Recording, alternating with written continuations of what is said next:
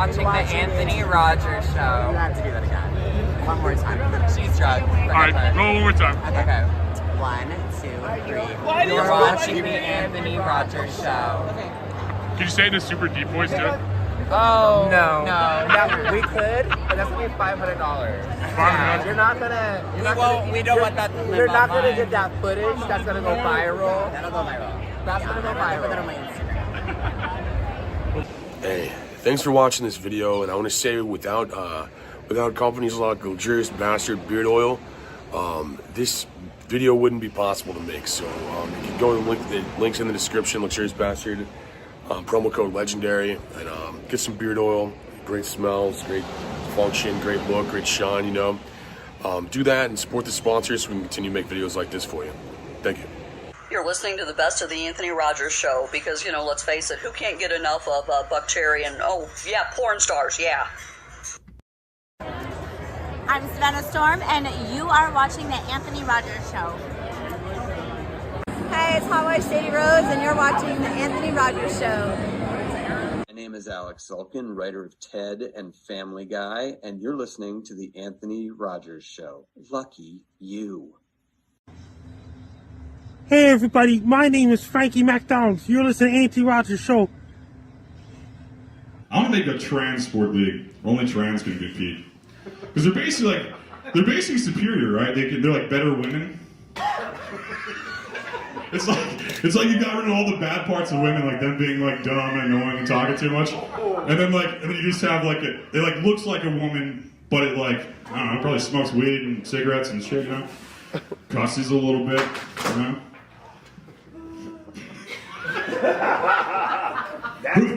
Could you imagine like going to a doctor like I'd love to transition to what? The second best gender. Make me a woman, please. I hate having it easy. You know what I mean? And they're not really women, they're just fags, right? It's just being a fag, right? Nothing wrong with it, it's just probably just a fag. I don't know. Am I losing the crowd here? Sorry. Link in description, promo code Legendary.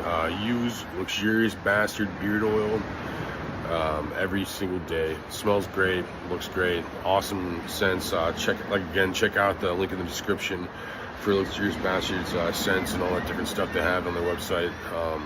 Check it out. Brian, we're all survivors of the longest intro in the entire world.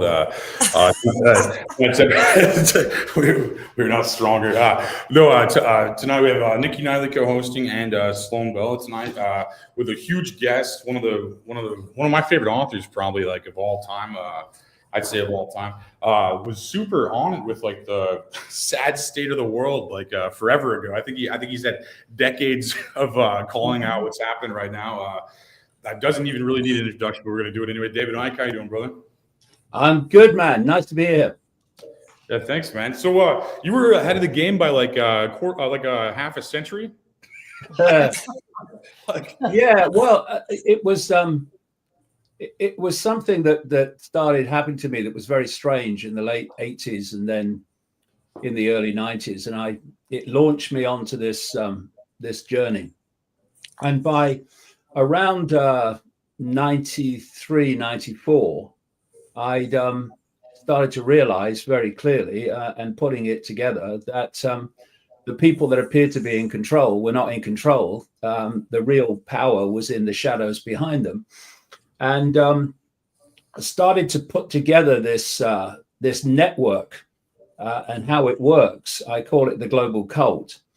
And then, of course, from about 96 onwards, other kind of really strange stuff started coming into my life to do with non-human entities. And then it's moved on to the whole concept of this reality being a simulation, and on it's gone. And, you know, when you write the early books and you say this is the plan, the only way that's confirmed is by what happens in the world.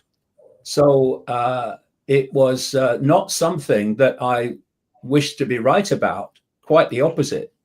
But it's turned out to be the way things have gone. And, we're now heading into a real pivotal time where we take this apart, or it overwhelms us. We really are in the next few years at that pivotal point of choice.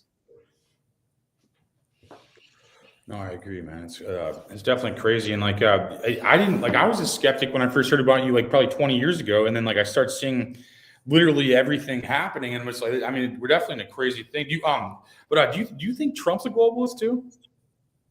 Have I? Do you think Donald Trump's a globalist? Yeah. Well, I think that they're all part of the same club. See, if you break it down to its foundation, the whole basis of the conspiracy is control of human perception. That's what it's about. Because if you control perception, you control behavior. You mass control perception, you mass control behavior. But what you have are different belief systems. If you look at the political arena, it's basically left and right in America, Democrat and Republican. And you have to target your different belief systems with what I call designer manipulation. So the key to understanding events is to know what the outcome is planned to be. So I have this phrase, know the outcome and you'll see the journey. If you don't know what the outcome is planned to be, then, and of course most people don't because they don't research the stuff, but you can see daily events and world events as random and bewildering. Why is this happening? Why is that happening? Why do they do it like that? Why don't they do it this way? It's obviously better. And all these questions, and it's what's going on? But if you know what the outcome is planned to be, then all these apparently random events become very clear stepping stones to that outcome. And the biggest outcome of all, and there are many in this global cult conspiracy, but the biggest one is to fuse the human brain with artificial intelligence and to create a human hive mind, which I've been warning about for decades, and to have the whole of human society run by AI with very little human input. So, I'm old enough now, coming up to my 73rd birthday, to remember if you could ring a company and you talk to a human being. And then it was a tape, and now it's AI everywhere. And it's this AI-controlled society that the big outcome is planned to be. Now, we go back to the two belief systems. What we call the woke belief system, which is not the left that I remember growing up, but the woke left, shall we call it? Well, that's pretty much laid down and accepted the whole technological takeover, the AI takeover. It's much more at peace with it and okay with it. So that belief system you can target with the hard sell, if you like. That is from Klaus Schwab, it's from Bill Gates, it's from people like Ray Kurzweil at Google. And you can say, look, this is going to be fantastic. We're gonna merge with AI and we're going to be like gods. Oh, yeah, that's good. Yeah. But then you've got this, and this is the real point of what's happening with Trump and Musk. You've got this other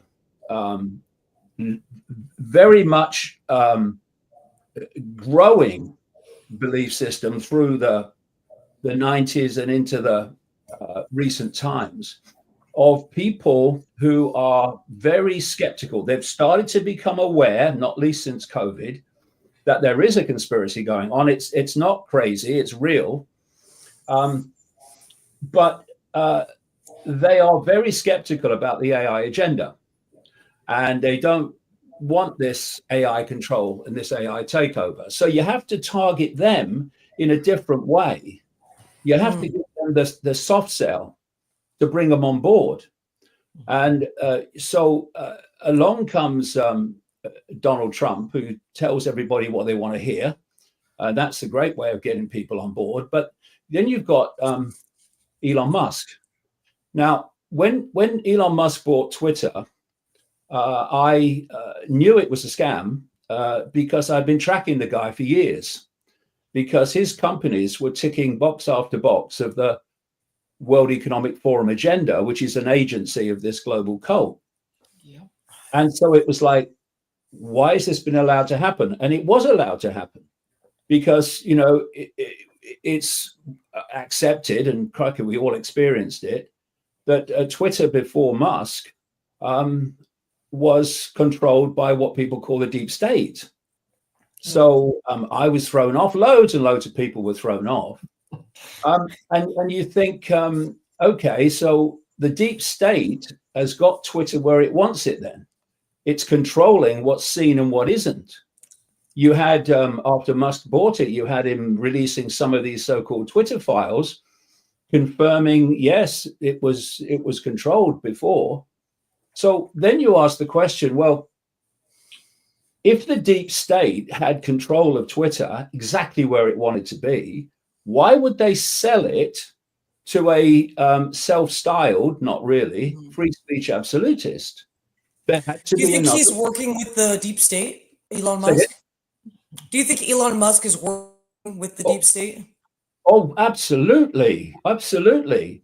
And what you have is, or what you've seen is, once he bought Twitter and started letting people back on, massively promoting people with the algorithms when they were saying the right thing and suppressing them with shadow banning when they weren't, speech not reach and all that stuff from Yaccarino, the CEO.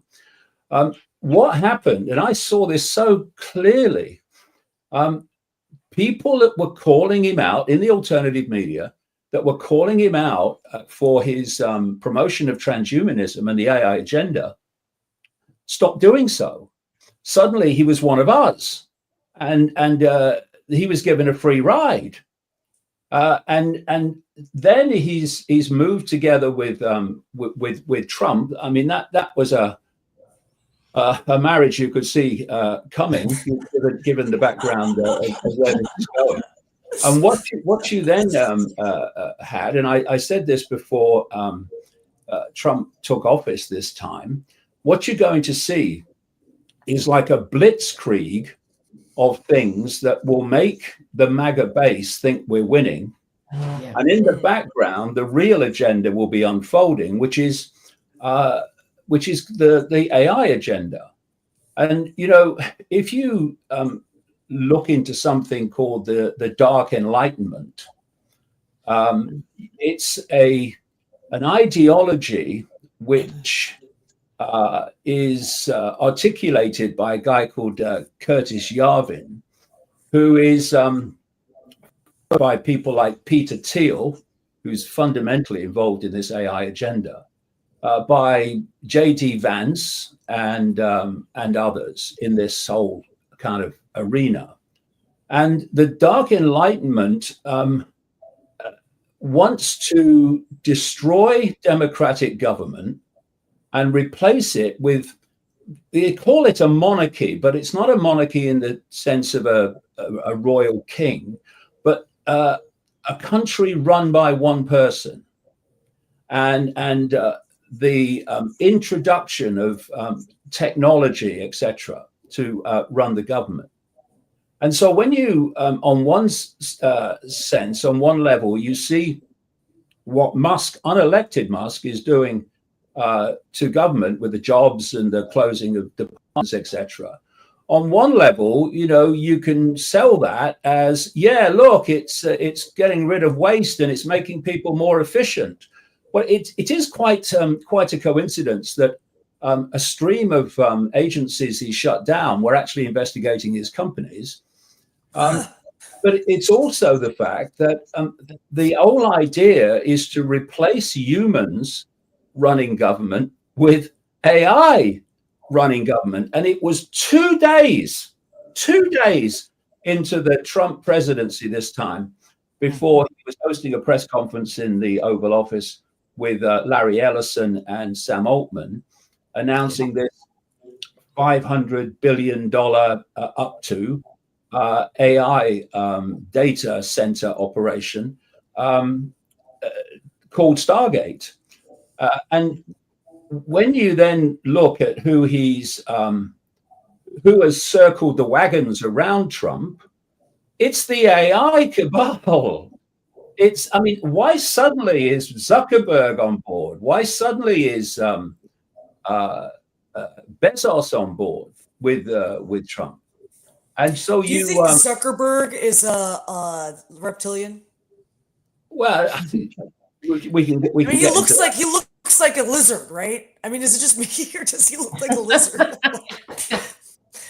Well, the point I'm making at this moment, I'm quite happy to talk about reptilians, is that these AI oligarchs, Mark Andreessen's another one, Peter Thiel, big time, have circled the wagons around Trump because this regime is going to be the vehicle for what they've set out to do all along, which is to transform America into an AI society, and it's happening around the world, not just in America. Yeah. And so you have this decision by Trump to appoint as his AI czar one of them, a guy called David Sachs, one of the so-called PayPal mafia with Peter Thiel and Elon Musk, a mate of Elon Musk. You have the head of the FCC being appointed by Trump, the Federal Communications Commission, who's a friend and associate of Musk, who has to give SpaceX permission for all these low orbit satellites beaming this electromagnetic field at the planet. So all these people are being moved into place. But if you've not researched it for a long time, and you come into it kind of relatively recently, that's not a criticism, but it's a simple fact that there's things that you pick up over decades that you don't pick up in a few years, and so I'm seeing it in a different way to the great majority of the alternative media. Not all of it, mind, but the great majority of it. Yeah, that's why I like your information. It's not like it doesn't seem like manipulated for like anything like CIA theater or anything like that. And I picked up on the Elon Musk thing too. But he's friends with Jack from Twitter. I'd watch him do live streams, and then when he came over, they're like, oh no, we like free speech again, because like they had to get half their fan base back because they basically banned every conservative and any person that had a thought of their own outside of being conservative. And then like, oh no, it's back. No, this is the new Twitter. It's X now. It's crazy. And I saw that right away. I saw that right. That Musk seems not trustworthy at all. I saw it right. That's crazy. Yeah, well, you can see how easy it is to bait and switch people's perceptions.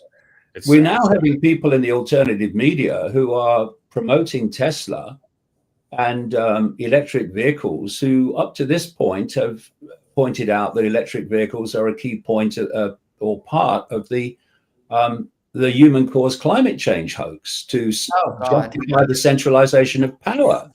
In the same way that we're now eulogizing, or I'm not, but eulogizing Elon Musk as a free speech absolutist, when he's supposed to be against the World Economic Forum and its agenda, but he seems to be promoting great chunks of it, like the carbon tax, like universal basic income, etc. This is straight off the wish list of the cult. And then he, after he buys Twitter, he appoints as CEO Linda Yaccarino, who is a stalwart of the World Economic Forum, and she comes out with this free speech, but not freedom of reach. In other words, shadow banning. If it's lawful but awful, you'll find it very difficult to find it. Now, if you go back before she said that, those words were spoken by the Anti-Defamation League, which is one of the great censorious organizations in the United States and indeed further afield. That's where they got it from. Clearly, when you see what they said against what they repeated it with Yacarino, and you know, for me, you know, if you're posting on Twitter and you're following a page, then you should see the posts of those you've chosen to follow. But that's not what happens. It happens if you are saying the right thing. Like, for instance, Elon Musk's algorithms are turned on full bloody blast. Oh, yeah. It's like the first thing I see. But others are not. And that's not freedom of speech. Freedom of speech is the ability of people who want to hear it to hear it. And that's not what happens. Also to say it. Yeah, also to say it. You can tell, though, when Elon and Trump are connecting with Larry Ellison, they're going to own all of our content on the cloud, like all of us. And they're going to take our pictures, memories, and ideas and put that into bot bodies, I call them, or like my kids used to call them, bot people, and put them into that. And then we lose control of our experiences. That's what they're trying to take. That's my take on it from it. I couldn't agree more. And if you look at it, what the social media platforms are doing are trawling the creativity of the population. They're stealing the creativity. Totally. I mean, to have a situation where you post it on a platform and they have part ownership of it, that's absurd. You don't, and we have to fight that. I'm a proponent of. You've been kicked off of everything. I'm very proud of you for that. You've been banished for everything, which is wonderful because you're speaking the truth. That's why they have to try to squash you. I'm a huge proponent of fighting back, even if you lose your income, your money. You've done it. You've had to do it. And bravo, by the way. Trent. Yeah, well, I refuse to take any money from Twitter X. I refuse to sign up to their monetization. I won't do it. I don't want any money from these people. I just use it as a vehicle because it's my only vehicle currently on social media. For now. To get this information out. Yeah. And it's fascinating when I observe people in the alternative media, many of which have come in since COVID, and how they are saying the right thing, like they're supporting Trump and Musk without question, and they get these fantastic algorithmic support. And I'm banned from nearly 30 European countries. I basically can't go into Europe out of my own country. I think that's a badge of honor for you, honestly. Yeah, but it's like so what can I be saying that they're not saying that gets me banned from nearly 30 countries?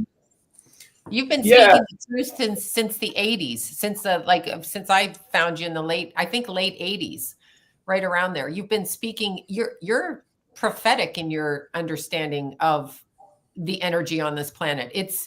You don't call yourself a psychic, and I know that's not the way you go, but you have literally verbatim predicted everything, and we're seeing it unfold right now, which is amazing. Yeah, especially right now that the everything's kind of coming to light, like now that we're kind of raising in vibration and in dimension, like I was talking to Anthony about this, like, all this deception that the government was trying to keep from us can't be contained anymore. It's literally all being exposed, and we're all kind of like, holy fuck, we are being brainwashed. We are in a simulation. Like, we are being like, MK Ultra, like, on a regular basis. I mean, it's in plain sight. Gaslit, beat up, financially penalized, lied to, medically tortured, etc. Yeah. Well, this has been the thing. I've always worked on the philosophy that whatever I know or think I know, there's always more to know. Mm-hmm. And what that does is drive you deeper and deeper in the rabbit hole. Because when you get to a certain point, say you start to understand how this global cult works and how the compartmentalization allows a few to run the world where vast numbers of people have no idea they're doing it. you get to that point, but then you say, okay, but what don't I know beyond that? And then you go into the non-human side of it. Then you go deeper and you go into the simulation side of it, etc. And it's what I've seen happen in what we call the alternative media, particularly since COVID, when a lot of new people came in, and they're fantastic, but not all of them are fantastic. Is that it's suddenly regressed from constantly expanding into the rabbit hole to see what else we don't know, to actually coagulating around two-party politics. Basically, I have to smile. I really, cringe when I see the MAGA media trying to convince us that the deep state is the Democrats. I mean, have we learned nothing? It's the whole It's gonna be both of them, right? Every single one of them. Are they all of working them together? Of Like course it's all they're of them, working right? together. Like It's they're all working of together, them. right? Like that's I didn't almost. Yeah, I'm like that's. Yeah, I'm like there is no sides, right? It's no sides. It's like a psyop, right? Like that's really what it feels what like. Football's about. They get the whole country into like the football. Let's pick this team, that team. Let's bet. That's what they do in politics. Like people actually think their politician is a good person, and I'm like, no. I mean, there may be a few, but mostly no. You know, they can't be at that level and be. They're not going to be allowed to be. So no. I can't. I can't. Well, that's the point. You know, what I've always tried to do is look at structures because there's a structure through which they operate, and the foundation of the structures and their different levels is the pyramid.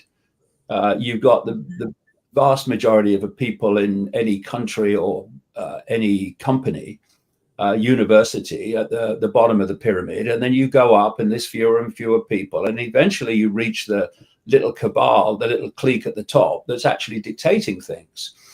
So political parties are just the same. See, for a long time, the control of the people was by inherited monarchy. That was great because the next inherited monarch was going to be the ruler, and you controlled the ruler, so you were actually running the show. It's all been done from the shadows, even in the monarchy days. But then we reached a point where humans started to mature to the point where they weren't having that. We're not having this rule by royal anymore. So they had to find another structure, and the structure is politics, which is very simple. You say you've got the Democrats and the Republicans. They're both pyramids. They're both run from their little cabal at the top, and the rest of the pyramid has to conform with the diktats of the little cabal at the top. But the big point that really opens the door to understanding is that if you go one step into the shadows, then both parties are controlled by the same force. And so it's like I said earlier about design and manipulation. You look at your party, and you look at the natural constituency that you have to get supporting you to get power. And so you tell them what they want to hear. And this party looks at its natural constituency, which is different to that one. There's a piece in the middle which could go either way, but mostly there's very clear defining lines. And you tell them what they want to hear. And then you get in, and although your rhetoric's different, your direction is the same. Your direction of travel is the same. You just sell it in a different way. So we are now looking in the United States at the dismantling of the old system, which the same global cult created. Yep. But it's reached a point where they're going to the next stage of control, which is AI. And so it's like everything. if you're going to transform society, you have to destroy the status quo.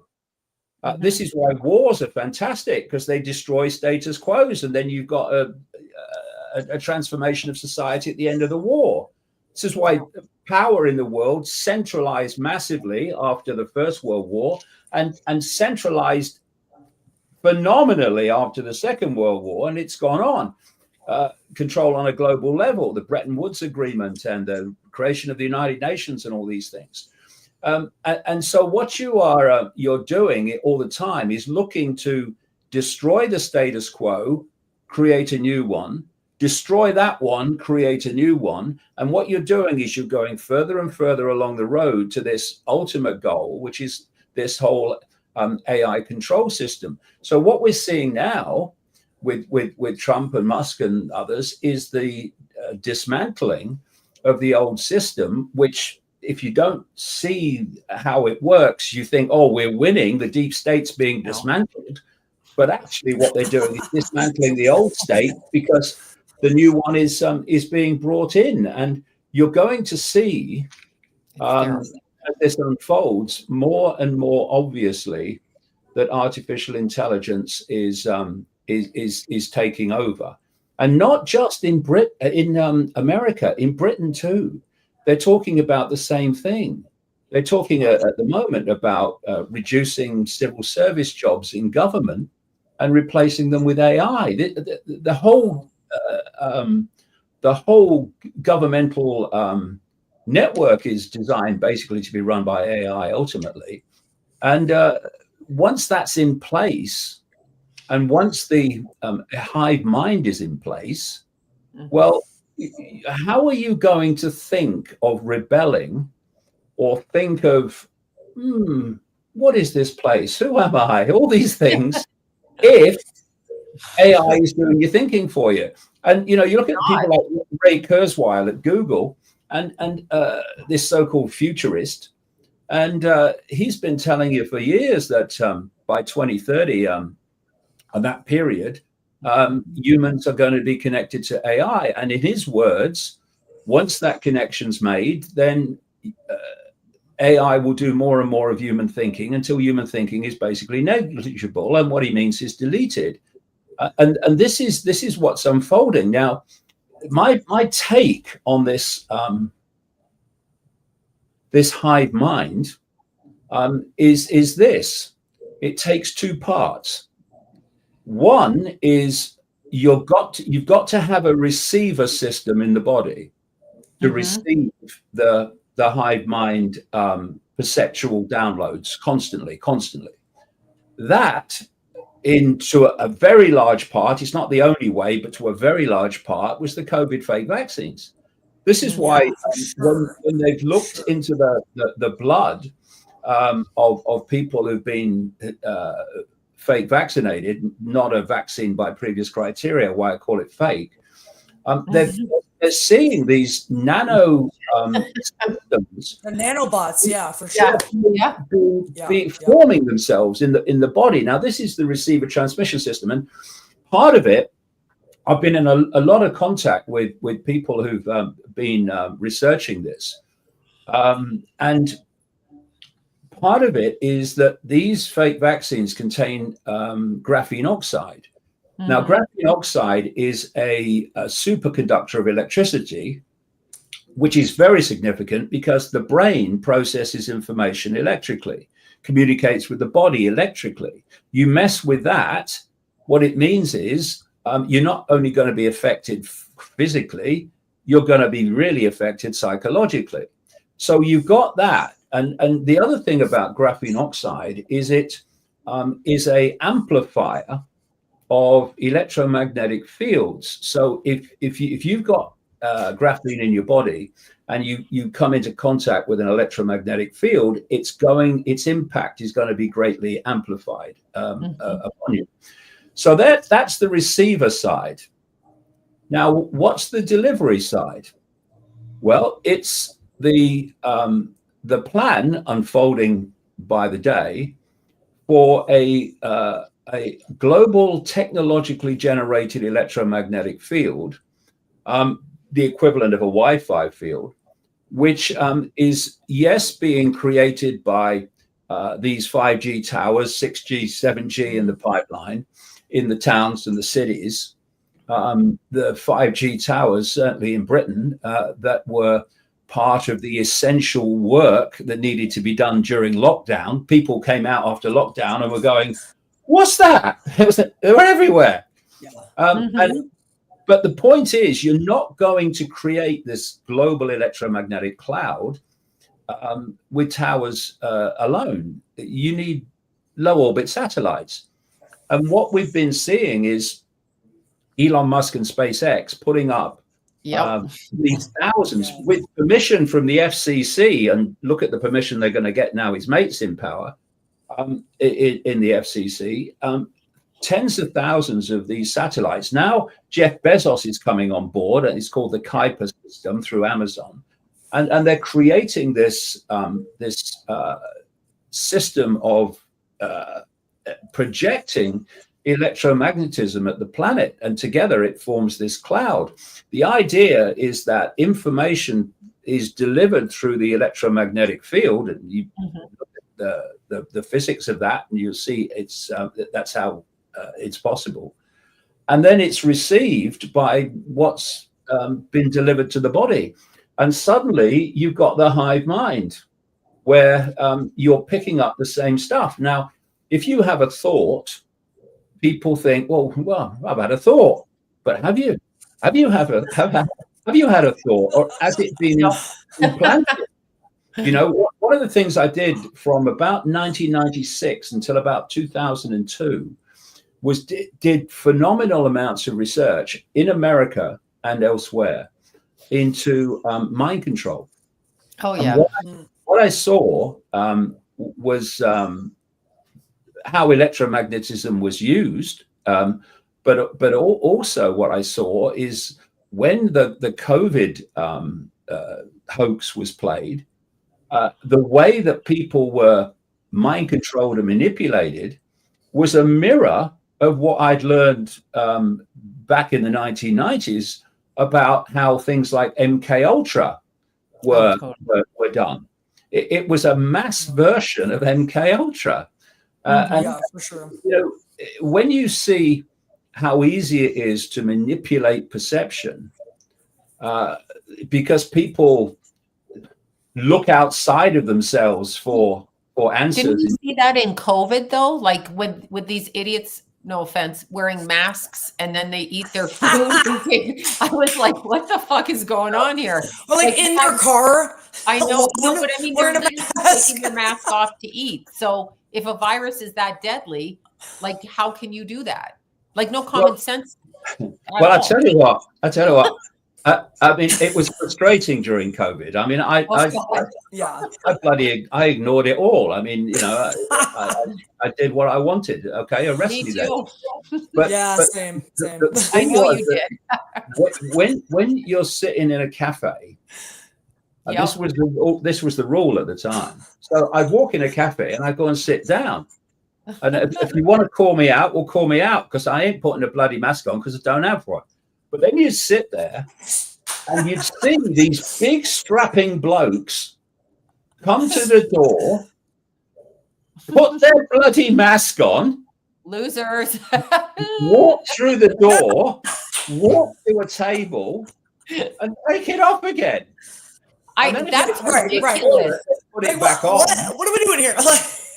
That is so ridiculous. I told people, and they were so offended. Yeah, but that's the scale to which people are susceptible to mind control. Because what is mind control? It seems like, that's very kind of deep, mind control. No, it's not. Mind control is very simple. It's getting you to believe what I want you to believe. That's it. Yeah.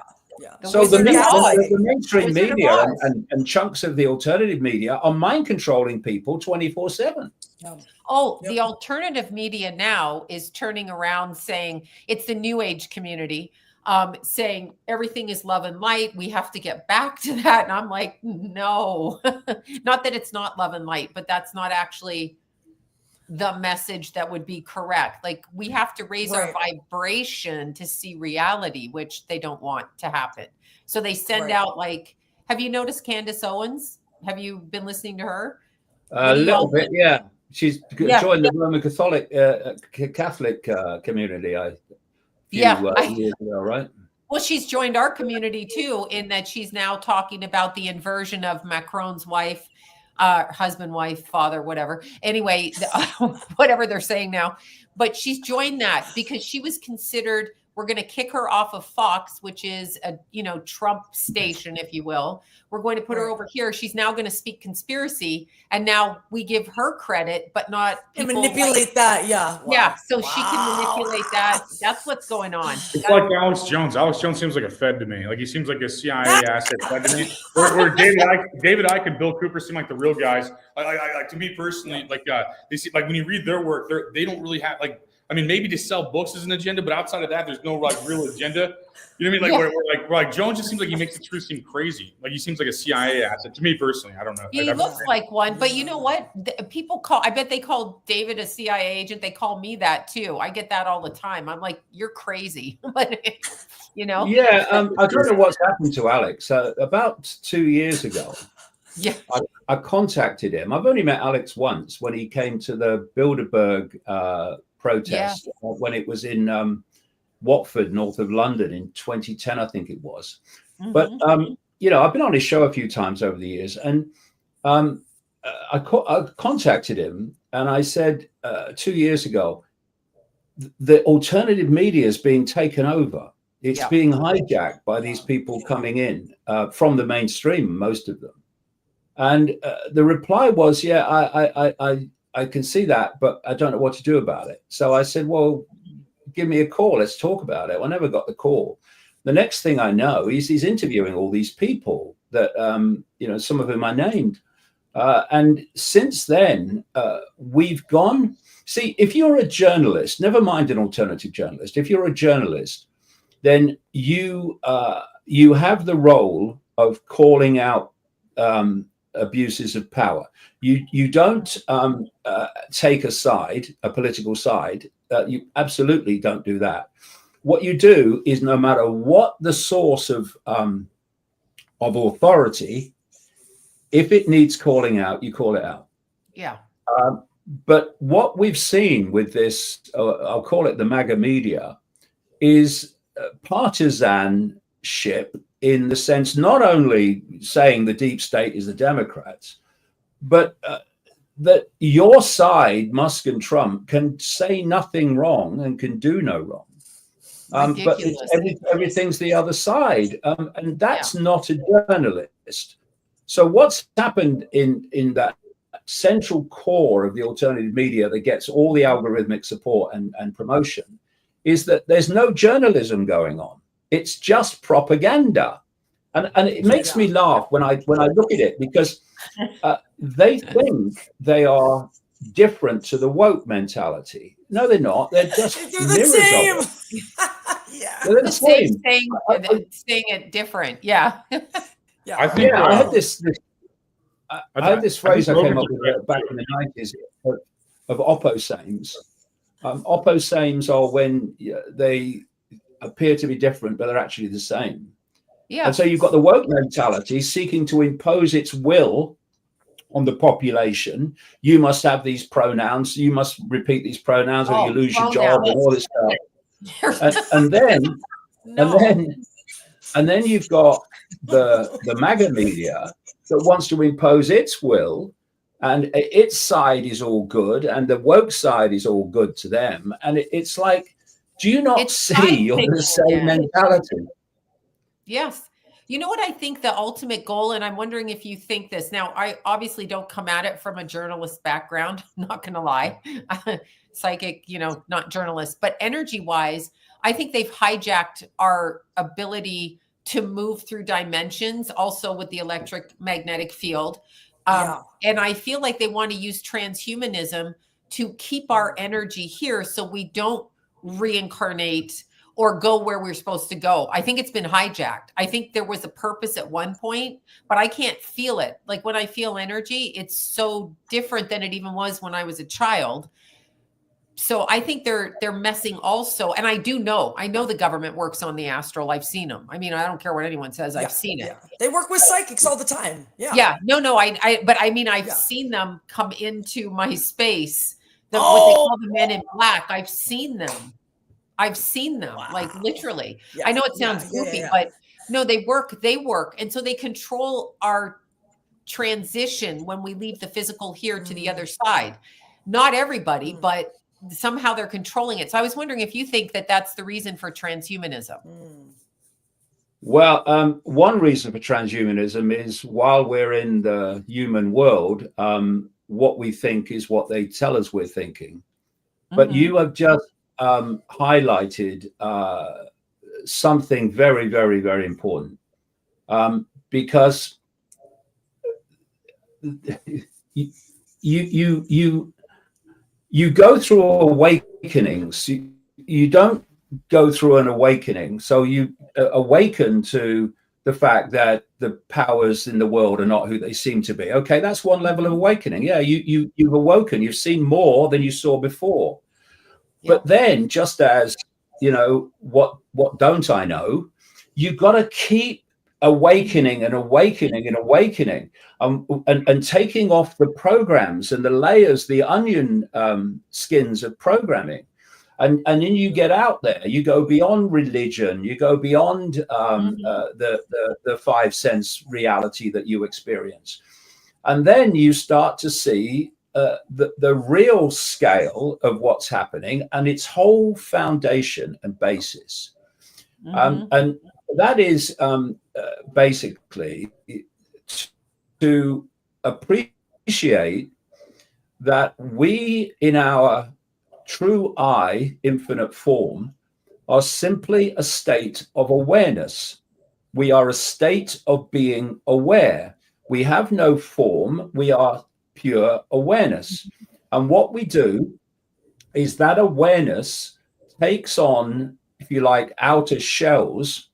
Yeah. One is we call the soul, which I say is not the real us, but another kind of, if you like, electric, energetic body. And then we have the absolute density of the human world. And the idea is to make us forget our true selves. Yeah. Yeah. And to self-identify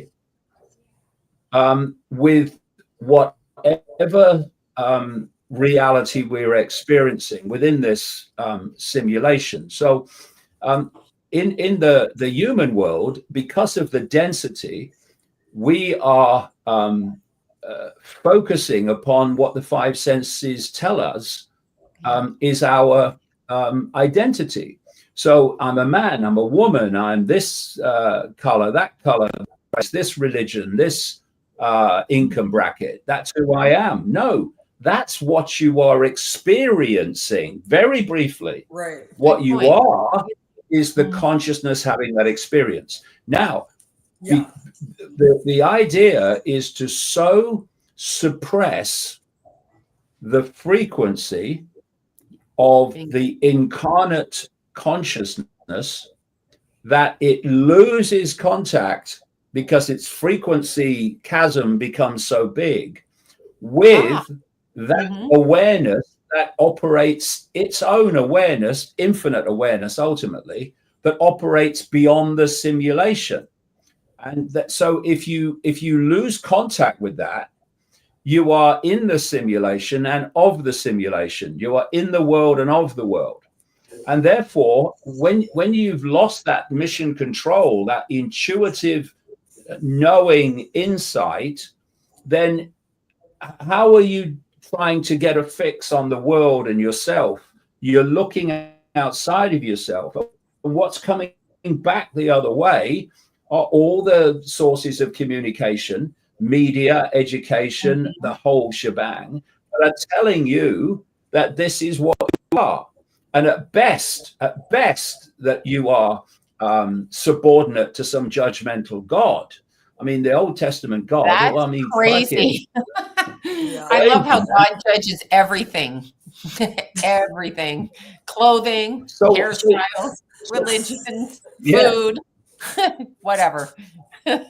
So what happens is there's an awakening, and it's like, oh, the people in power are not who I thought they were. Yeah. But then it stops. The real awakening is when you understand the true nature of the real I, because in understanding that, in reevaluating your self-identity from I am David Icke, born in Leicester, England in 1952, to I am awareness, infinite awareness, having a brief experience called David Icke, born in Leicester in 1952. That self-identity reevaluation starts to connect you back into those levels of yourself, not someone in a spaceship, of yourself that's operating beyond the prison. That's what it is, the mind prison, the perception prison of this simulation. And that's the real awakening. And that is when people start to really, really get it, because they're now tapping in to sources of information, awareness, and insight that operate beyond the manipulative realm. And so they're starting to see things and how things connect that others aren't seeing, not because they're better than anyone else, but they've made that connection, which other people can do. Mm-hmm. And what happens, of course, because the perceptions of the people in general have been so manipulated to be myopic, when you come out with, hey, this and that and the other, they call you mad. They call you dangerous and strange. Uh-oh. Oh, no. Look at that. They just... Oh, there we go. There. We thought they were taking me out. Bro. Manipulating the energy again. Yeah, totally. Oh. Nikki, you get my sense of humor, huh? Yeah. No, I mean... It's like, I feel like I've been sensing this kind of stuff for years and years. And just like you said, like people are kind of pigeonholed as is being seen as like crazy or mad. And it's like, no, actually, I'm just seeing a higher realm of truth that your mind isn't capable of comprehending. And that's why I sound crazy. And like this higher truth and this higher, hidden truth, if you will, like occultism in general is like certain knowledge is so exactly, and not just that, but like certain knowledge is so sacred and high that even some people that aren't meant to know it, like won't be able to understand it. And like I've noticed that when I talk about certain things, it's like sometimes it just goes over their head if their consciousness is at a lower frequency. Hold on, Nikki, look. Realm. Can you see my eyes in this camera? Why do they look so weird? I'm looking. She's reptilian. I knew it. I know. My friend set the camera up, and I'm like, "What is going on?" Anyway. Yeah. What's going on? What about David? There, David's back. Yeah, I don't know what. Everything went black. Yeah. Reptilian interference. Yeah, probably.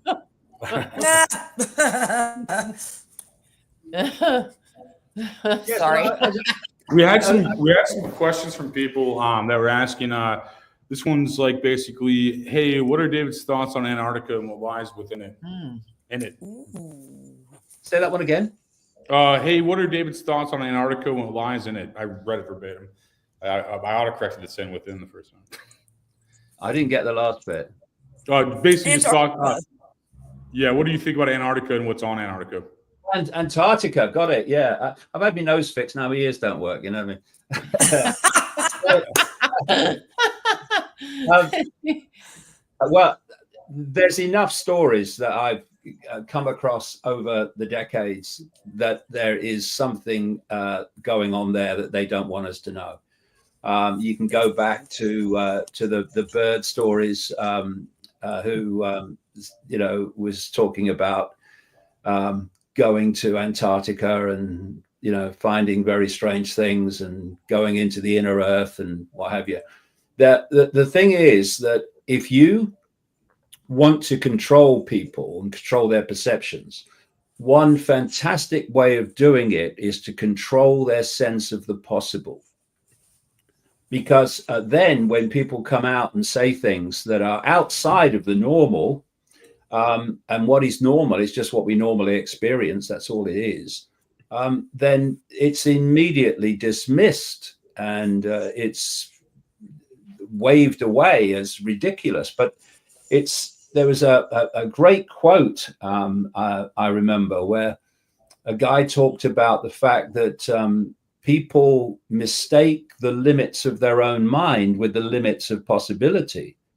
Just because we think it's impossible doesn't mean it is. And what they're doing is creating, this is actually quite important to get across. We live in two worlds in this reality, this human world. There's the world of this cult, and then there's the world of the population. And the difference between them is knowledge. Knowledge is everything.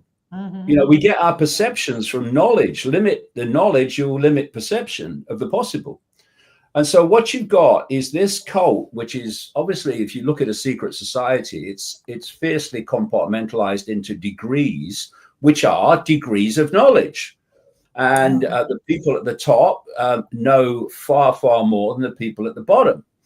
And this principle plays out through this cult. And so what's passed over through the generations is highly advanced knowledge of the agenda for humanity. This, I'm talking about the inner core, not Bill and Joe down the local lodge.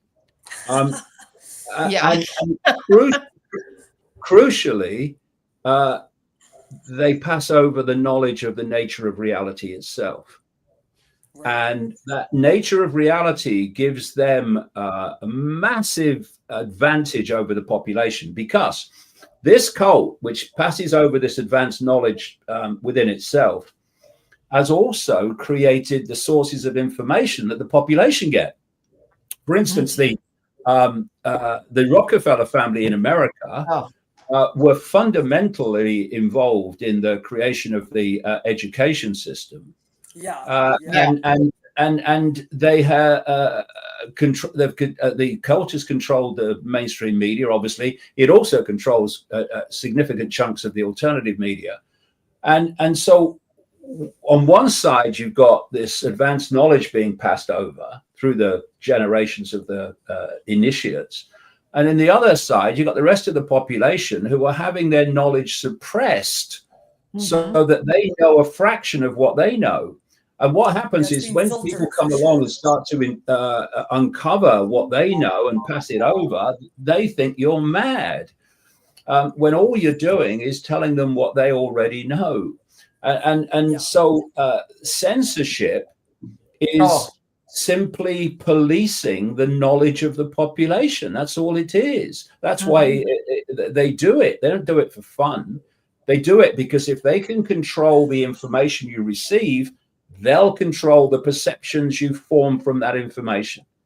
And it's kind of a bit frustrating when you see people who think they're awake, they actually are, but only there, who will dismiss you because you're saying things that are outside their perception of normal. They're comfortable walks, yeah. Yeah. They're not comfortable with it. Yeah, it's like I talk to people sometimes who are, in this whole alternative arena, but in that part of it, and they can, when you talk to them at any length, they go, "Oh yeah, well that makes sense to me," but they won't go there They won't go there because they're comfortable with their niche, and their niche is the left-right show. And we need an awakening that is to completely reevaluate our sense of identity, who we are, the real self. Because I know from my own experience that when you start tapping into that, you lose fear of authority.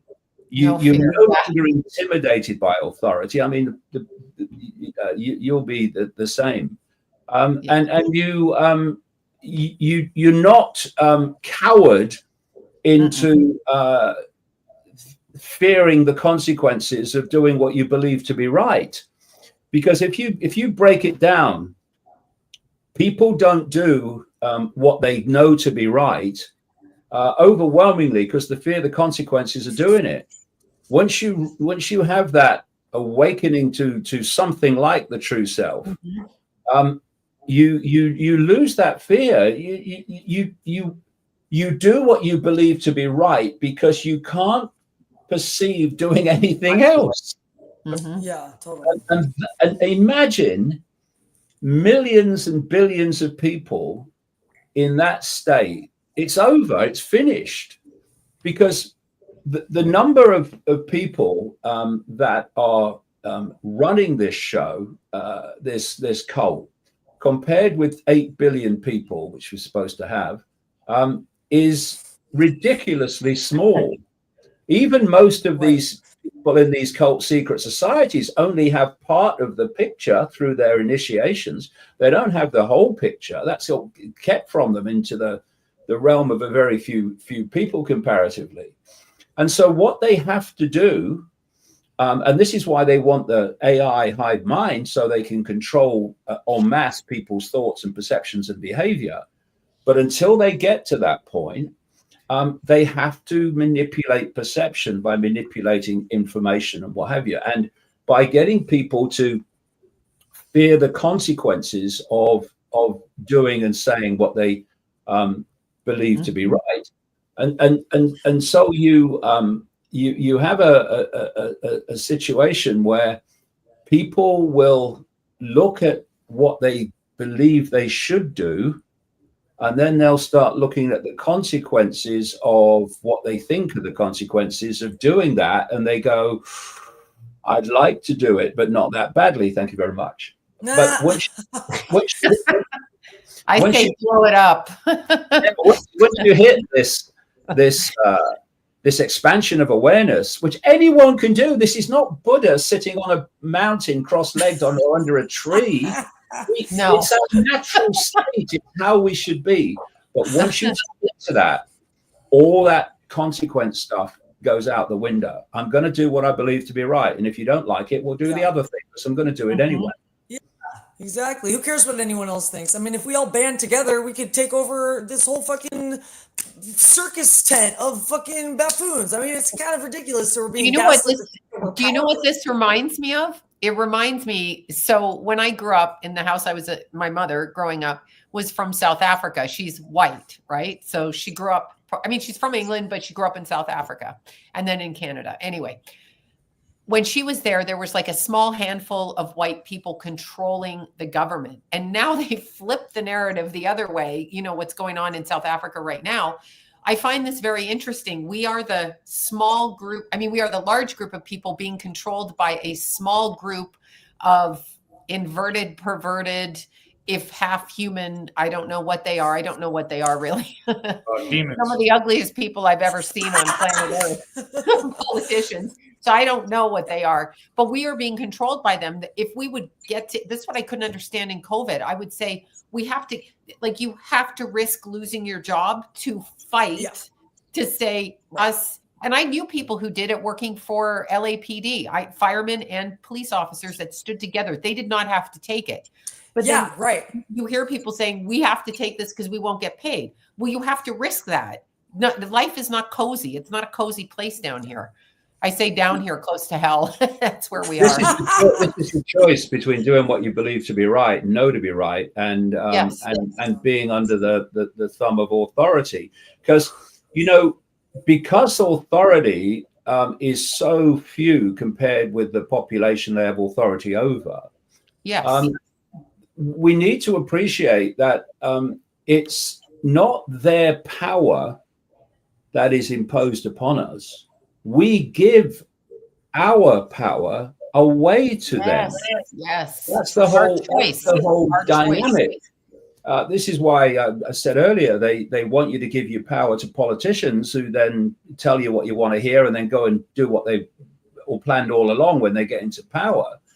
And if you constantly giving your power away, then it's going to be recycled back against you. So if you look at COVID, you look at fascism, you look at communism and all these tyrannies of various kinds, they are never imposed by the communists and the fascists. There's never enough of them. They're imposed by the population's acquiescence to the fascists and the communists. And you've got a situation in America now through the executive orders where one man sitting at one desk who can write his name is dictating to 350 million people. I know. It's insane. Why would anybody listen though? This is my thing. Why do I tell people why the fuck are you listening? Turn your TV off. Don't listen. Who is this guy? I say it daily. I get in fights with my family daily over this. But yeah, but there's another aspect of this which links into what we've just been talking about, and that is because of not just the suppression of knowledge, but that's massively part of it, because that manifests itself as the suppression of your sense of self-worth, your sense of power. And so when you suppress someone's sense of their own power, so they think, oh, I'm just little me, I've got no power, what can I do? What you then get those people to do is give or look to others who they think do have power, and they give their power away, the power they didn't even know they had, to politicians. And this is what's happening with the MAGA. This is what happens with the woke left. They give their power to an external, quote, savior that they think is going to do it for them. And given they answer to the same master, it's not going to happen. No. It's a complete reevaluation of self-identity and the nature of reality we're experiencing that will bring this down. Because it's a gigantic contract. The whole thing's a contract. Do you think it will get brought down though when we're alive, like say in the next 50 years? I mean, I'll probably be dead, so I won't care. But do you think it will actually happen, or do you think literally we're being maneuvered? Because I can't see people standing up. They don't stand up for anything. No, I think we're in a situation where let he who have ears, let them hear. Because I think a lot of people now have reached a point of perceptual control where you can't see how they're going to break out of it, or that may happen. There may be an X factor coming along, but you can't see it. And interesting what we were talking about earlier about energy and consciousness. Mm-hmm. I wrote a book or published a book in 2021, and a lot of it was about COVID and how the hoax was played, etc. And I quoted some like energetic healers in that book, and they were saying that they had been, working with various people, and then those people had the jab, COVID jab. And they said that when they came back after the COVID jab, it was like something had gone. It was like there was nothing there. And I do think that one of the planned effects of this COVID jab and the nature of this mRNA system is to further block that connection with out there. Has to be. They were afraid like because blocks your third eye or your pineal gland for sure. Definitely blocks Yeah. your pineal gland. I feel like Yeah. But see, in a spiritual context, or metaphysical, if you want to look at it that way, the energy, they can't really stop it. So you can work around that, but I don't know how the people who took the vaccine will work around that. I know you can get there, but I don't know how it's going to happen because they don't feel that that's a fact. Do you see what I'm saying? Like you're correct in what you're saying, but they don't think it. So they're like, we don't think it. There's nothing wrong. Yeah, exactly. I mean, this is where, mind control and thought control comes in, because you get people to think that something's happening that actually is happening. I mean, it's once you've got control of someone's mind, it's a free for all, really. But I do think that, I've been saying all these years that if you can tap in to this consciousness, and I do think that I mean, we're looking at a freaking vaccine. We're looking at a nanotechnology created by humans with the help of these with the guidance of these non-human forces in the Astral. We're still dealing with a phenomenal, although it may seem fantastic, a phenomenally low level of awareness and creativity. Out there is an infinite awareness of which we are an expression. That that this human kind of technology and the vaccine, it's like a fly on an elephant's back. Mm-hmm. It's nothing. But if you can stop people tapping into that power, then it's a different game. Well, then you grab them I'm sorry to interrupt, but you grab them. If you can stop them, you grab them as they exit the physical body and where they make a choice to go at that point. Yeah, that's what I see as a problem. Yeah, that's the wheel of samsara, as the Buddhists call it. Because this simulation is not just the human level; it's multi-leveled as well. Goes into the astral dimension. Yeah, so that's a very good point you make. But I'm just thinking aloud here. But things that I've kind of experienced. The human body is what I call a biological computer. It's decoding this simulation. The simulation is not a construct; it's an information source that is at a vibrational frequency level.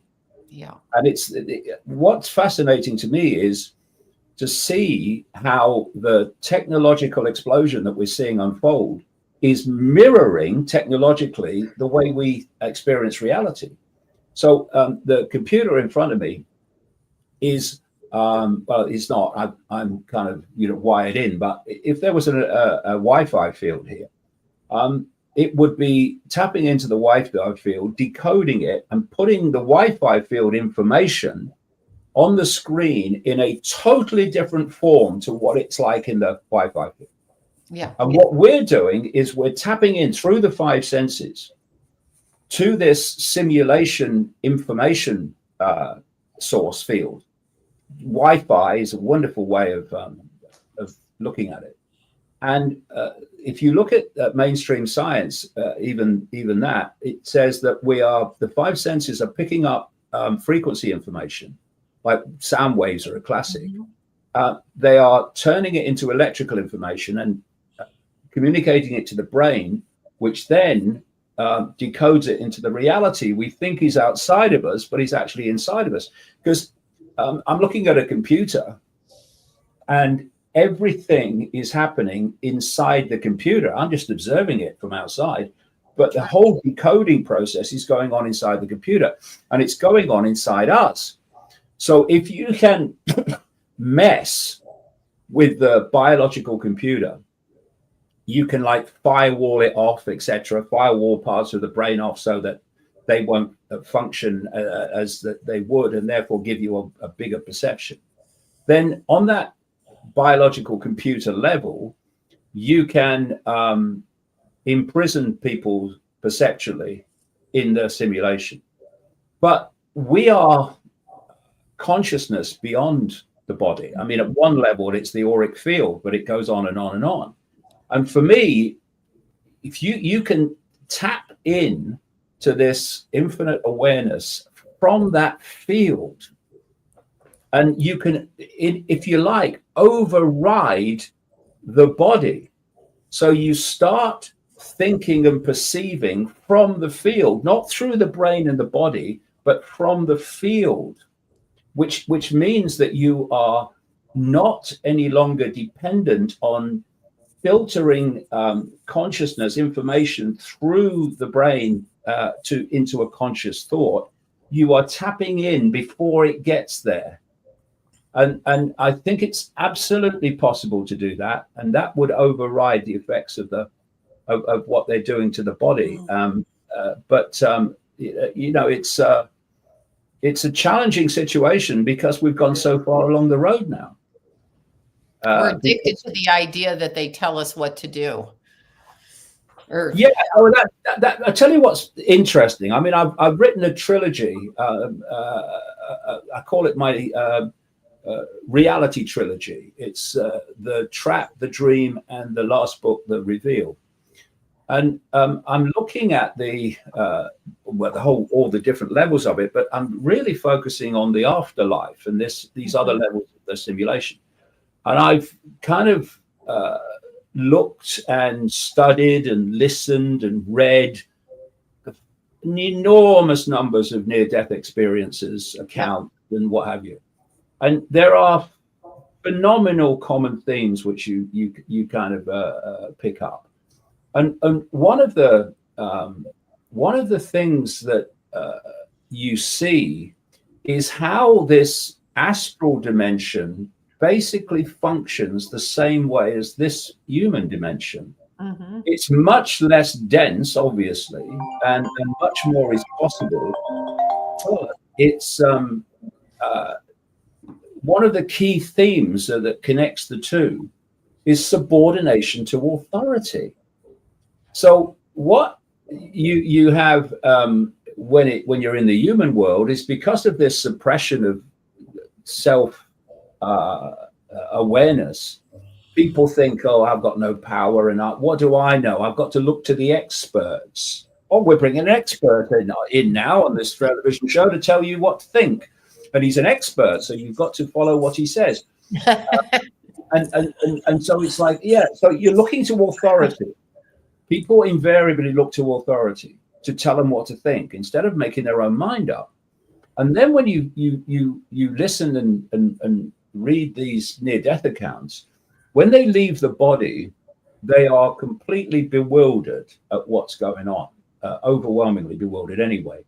And there's a reason for that, because some of the people that I've spoken to and quoted have a memory of coming into incarnation. Yeah. I do. I remember that. Yeah, one of the things they say, well, that fascinating. I'd like to know more about that. But one of the things they say is that, first of all, when you come in, it's incredibly dense. But they also talk about the fact, and obviously that it's not worked with them completely, otherwise they wouldn't remember. But they talk about the fact that you come in through kind of an electromagnetic field, which wipes your memory. Yep. So when you leave the body, that memory is still wiped. This is why you're bewildered. You know, you say to people, near-death experiences, and you say, "Oh, I was bewildered, and I experienced this. I've never experienced anything like it." And you say, "But you believe in reincarnation, right?" "Oh, yeah." Well, why were you bewildered? You must have done it over and over. It's because the mind's wiped. So you've got this bewildered soul, shall we say, and then the authority figures start appearing. It might be a religious hero. It might be loved ones. I think these are projections, by the way, and I explain in the books how it's done. And it might be an elder, It might be because it's an elder and he's got a beard and he's got a long robe, because that's the perception of a wise person, right? So the astral doesn't have aging, right? So how does that work? Oh yeah, it's all mind control, the whole thing. And what happens then is these projectants, I would say they are, but these authority figures come forward, and the bewildered soul, what are they going to do? They're going to follow what they say. And they go onto the wheel of samsara, and then they come back. And this is my fear. That's my fear. Being tricked. This is why it's so important. You know, and I work to get this across as much as I can. When you come into this reality, the idea is that you know nothing, and you leave and you still know nothing, and then you're up the wheel of samsara and back again.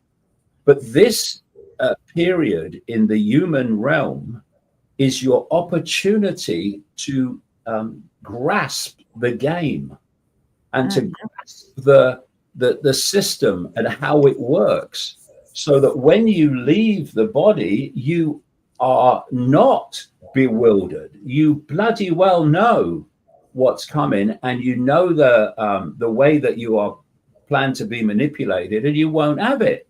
And it's clear that these authority figures in the astral, their power, just like authority figures in the human realm, is on controlling your perception that they have power. They don't.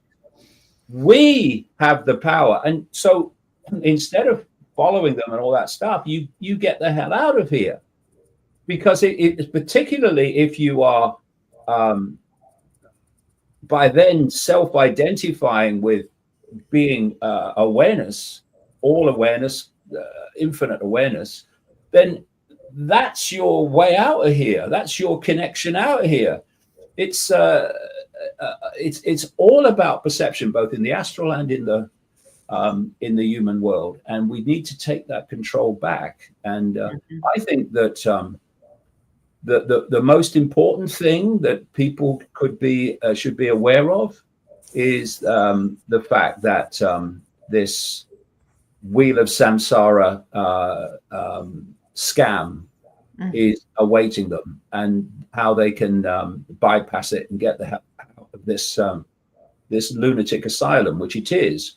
It's interesting. When you cross out, though, when you cross out, they put it because I've watched people's experience as they pass, but when they cross out, they actually try to pull the energy back. Yeah. Like if anybody tries to, because I've seen them, it's almost like they try to power up energetically as they're leaving physically. I've been at a couple of death scenes with random people I don't know, like I've happened upon it. And I've seen the energy of them when they leave. And it's like their body is literally struggling to get out of this, like a plane, to get out of this turbulence, I guess, would be the best way I would say it visually. So they still fight for us. Like even as we're leaving, they're still fighting to fuck with us. That's that's how I look at it.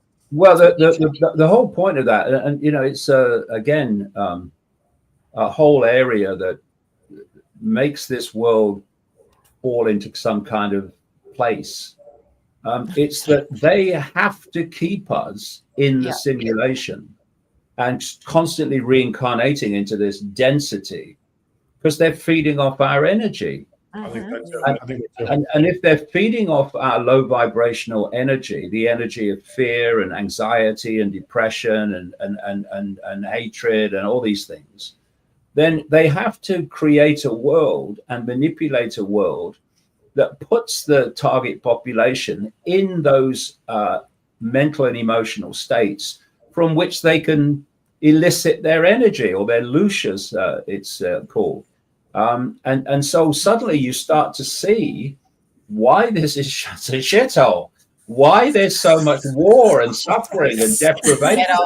Ghetto ass planet. You see that? I mean, I've traveled around the world a lot, and you know, the vast majority of human beings are not having a good time. they are struggling to Every time a struggling baby is born, I'm like, why are you here? Like, go. Yeah, I mean, they're not having a good time, and they're trying to survive another day, and it's all producing this energy which they're feeding off, and so it's not in their interest to have a world of love and harmony and peace. It's not. They need chaos, upheaval, constant drama, fear. Because that's what elicits the loosh, the energy they feed off. But you know, this is why this cult is quite happy to keep people's perception of the conspiracy in the political arena, because the real answers, and they know that, are what we're now talking about. Mm-hmm. Yeah, it's very strange. I feel like when somebody threatens me in public, or however you want to word that, like people do something that's egregious to elicit a reaction, I literally have no response at this point. Like, you could point a gun at me and I'd be like, yeah, you're going to have to shoot me. I don't care. It's like, do it then. I won't even do it. Just fucking do it.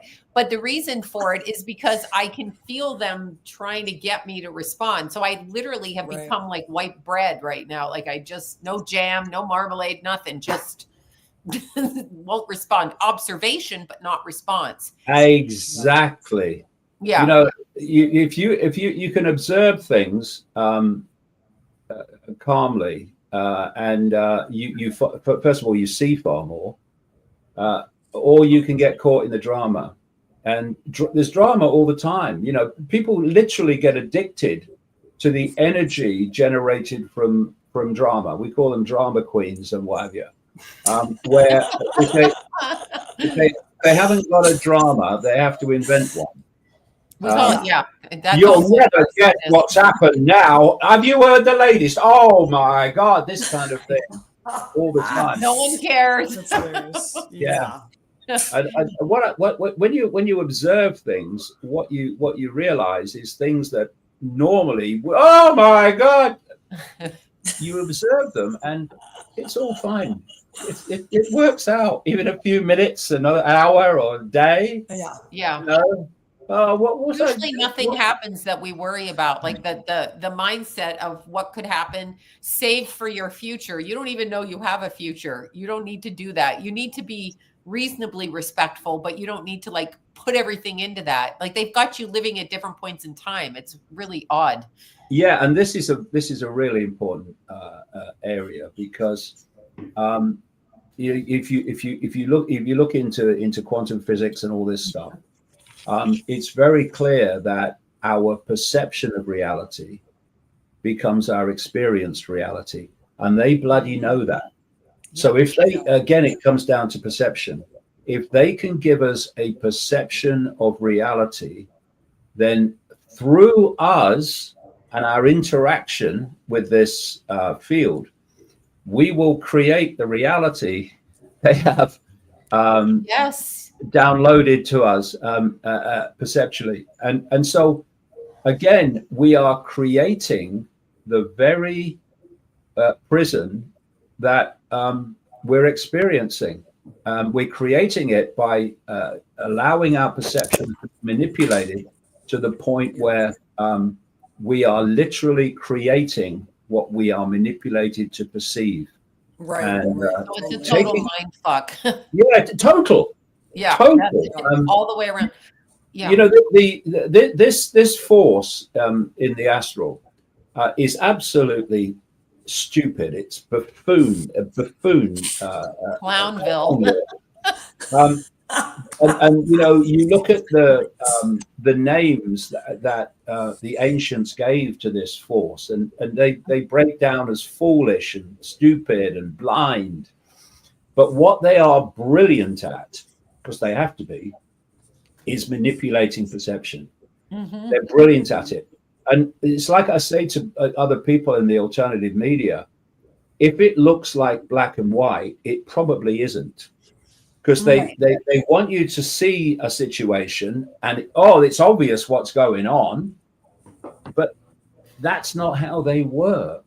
They work by getting you to think something's obvious, while actually something very different is the reason Bait for and what's happening. Yeah, Can I bait and ask switch. you- Exactly. Yeah. Can I ask you a question? I've been wanting to ask someone who might know the answer to this because I don't actually think this way, but you hear everybody say, this has not been my experience, I'm speaking psychically or metaphysically, but you hear everyone say that the occult people have to show you what they're doing because of karmic laws, so that if you follow with it, then they're not tricking you. I think that's a trick. Like, I think you're absolutely right. I write about this in the reality trilogy. I don't believe in karma. I think that's part of the con. Yes. That's part of the con. The reason they're telling us is to perceptually prepare us for creating what they are Get an ass getting us kick. to believe. This is what preemptive programming is about. There you go. I've said this. They're like, they have to tell you it's universal law. I said, we can't follow people law, let alone universal That's like saying law. the cops have to tell you they're a cop. Yeah. It's like, no, they don't. No, they don't. No, they don't. Like, No, they never do. We know See, they are. Hey, We come can on, guys. do it, but yeah. This is one of the big things. This Drives me nuts. when yeah. people talk about universal law. Okay, Yeah, what are they saying? you talk about universal law without realizing we're in a simulation. There. The law of the simulation is the simulation law. And people say, they talk about the universe. The universe is just a projection. You know, we are decoding. We look at the night sky. We are decoding that in the form that we experience it from a field of information. You know, this idea of universal law. No, there's a simulation law. For instance, if you are creating a virtual reality game, then the creator encodes it with the rules of the game and the limits of the game and what can be done and what can't and how it's played. And we call those codes the laws of physics, which is why when people leave the body in a near-death experience, they experience a very different realm with a very different, if you like, physics. It's because it's another level that's I think that this world is within this speed of light is obviously the speed of light is not the fastest speed, please, but it's one of the kind of limits of this human realm. Once you go beyond that, then you're in another realm. And it's the whole thing about the body being a biological computer decoding this reality. It's exactly the same principle as putting a headset on in a virtual reality game. You know, if you go on the internet and you put in some words to get a compilation of people playing computer games with headsets and stuff, it's amazing what you see. They put their headset on, and immediately their reality, their perception, their sense of reality is taken over. They're now screaming. They're falling off their chair. They're running away. And all that's happened is that they put a headset on, and that's overridden the information that's being decoded through the five senses into a sense of reality we call the world. Now they've been overridden by this headset information. And what you can do is take the headset off and realize, oh, it was just a game. But when consciousness enters the body, it's not taking the headset off short of what we call death. Because that's all death is. It's just the body computer ceases to function. And therefore you're going from cradle to grave with this headset body feeding you a sense of reality. No wonder people believe that this reality is who they are. Why wouldn't they? Until you have a true awakening, and then you override that and you see through it. I think that's why my understanding, at least energetically, with video games is that they're actually created. So the creators of the video games, the people that put them together and do the apps, etc., are actually working with energy on the astral level in order to reinforce what we're all talking about with like transhumanism. We're putting generations of kids into video games. Thank God my kids didn't do that, but my kids were physicals, not like in the computer, but they actually come in to help create it. So there's an element of what's going on in a video game that's actually happening in a human. I absolutely agree. Yep. And, I think, in people that perceive this astral dimension, which kind of interpenetrates this one, of course. Yes. They don't realize how close this astral dimension is. I mean, they're watching us all the time. I can feel them. Yeah, Up to the loony bin. We think we live in a human, a physical world, a material world. Yeah, right. First of all, material world is simply energy in a low vibration. But actually, we're living in the astral world to a very large extent. Because if I look now in this room, I can see two lights, a window, a picture, a computer, a desk. And everything between them is empty space, or appears to be empty space, because this is something that children should be taught at the first moment they can grasp it. That when you look through your eyes, you're only seeing a tiny band of frequency, not everything in the space you're looking at. In fact, you're only seeing a fraction of it, tiny fraction of it, called visible light.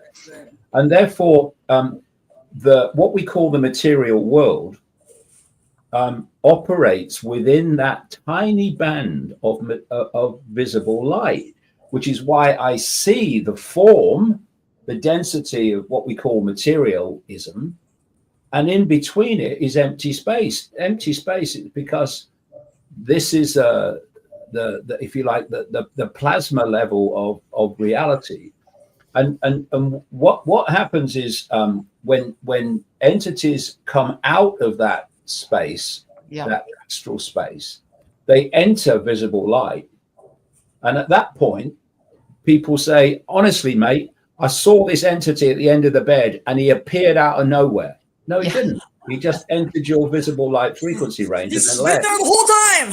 He's been watching you do what you He's do been there the before you whole go to time, bed. bro. Fuck. He's been watching you masturbate this whole time. That's always a concern. That's always a concern. Yeah, well, I guess the thing is not to care. No, I actually think about it when I'm showering. I'm like, who's in here? Yeah, well, it's just the body. Shave your legs, your armpits. Who's watching? But yeah, but this is the thing. If you're in any way sensitive to energy, you can go into a place, and you can feel them. You can feel them. You can feel the energy of these things. But and these entities are, not necessarily malevolent, but a lot of them are. But not everyone you feel is malevolent.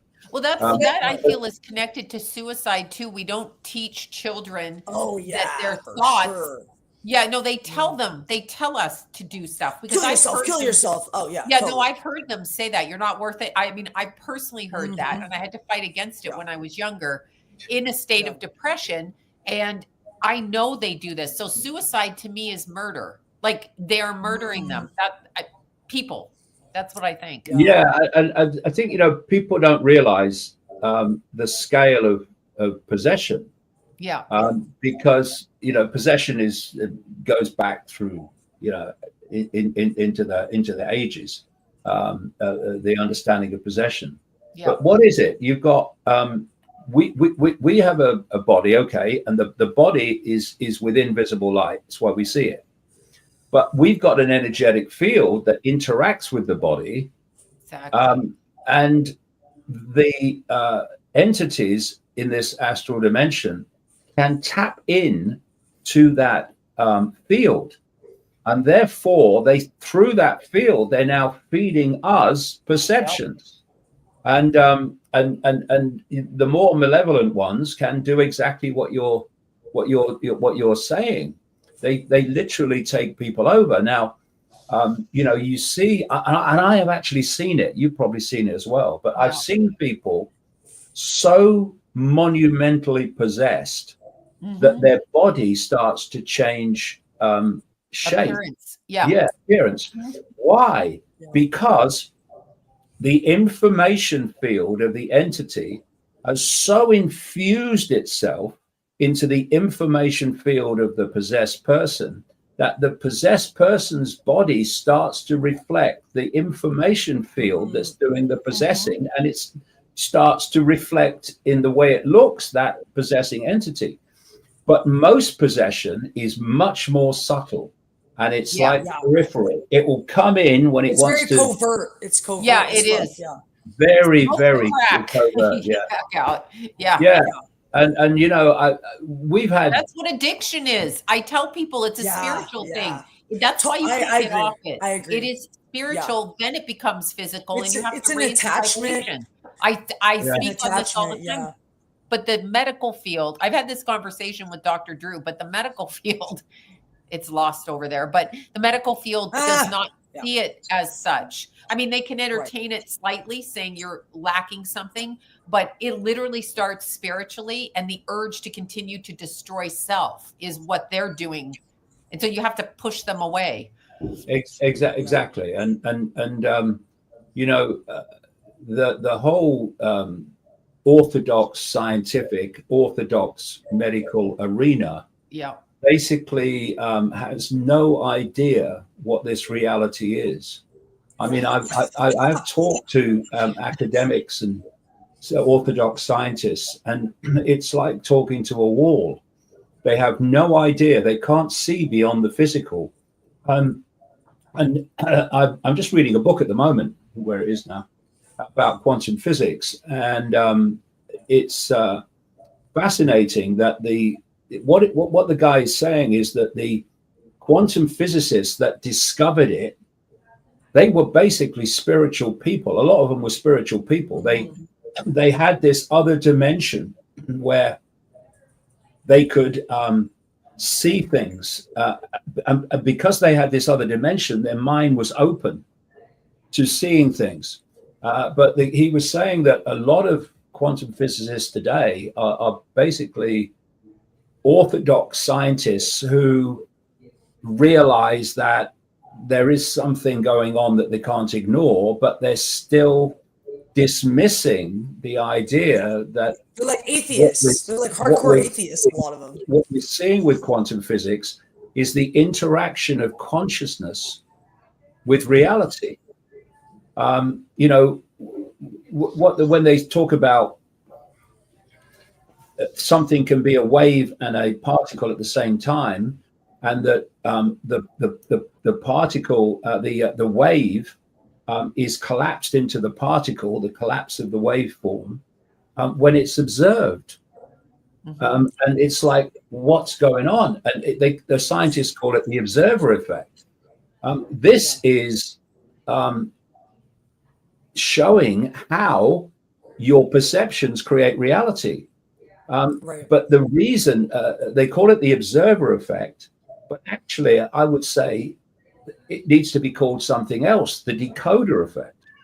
We are decoding that field through our perceptions into a state of reality, and you go from the waveform, non-physical, quote physical, to the particle form, which is what we perceive as physical, and it's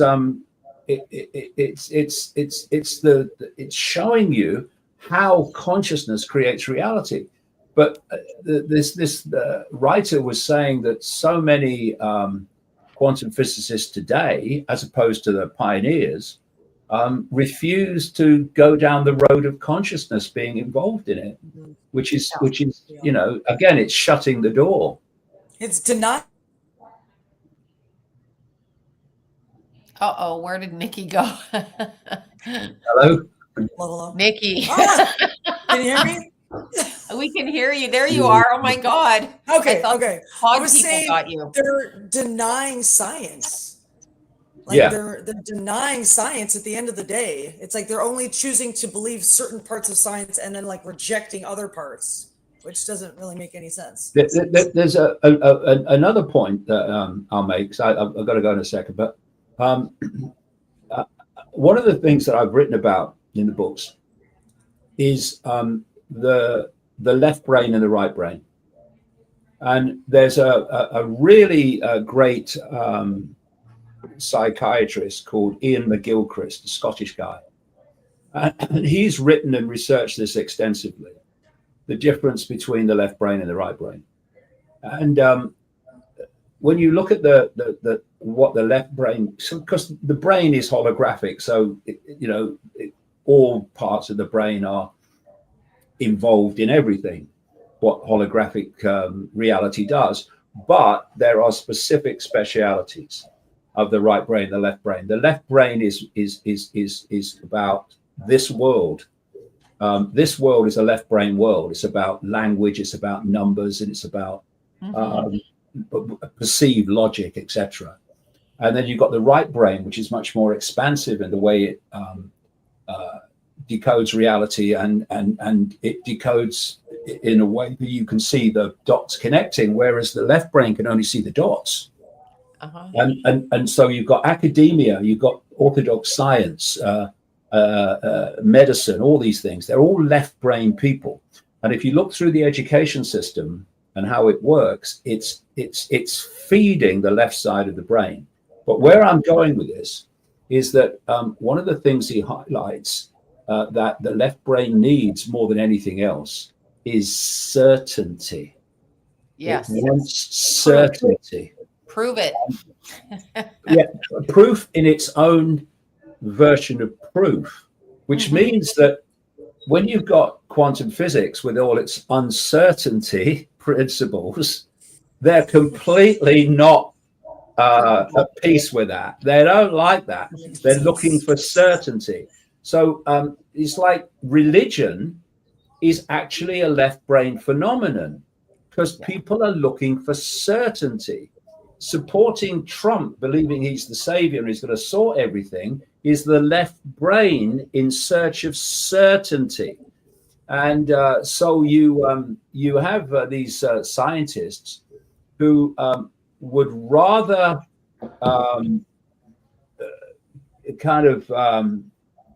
accept a sense of certainty that's not actually true, rather than pursuing the uncertainty of seeing what else there is to know. And it's this left brain need for certainty that really does explain the mentality of academia and orthodox science and medicine and all this stuff.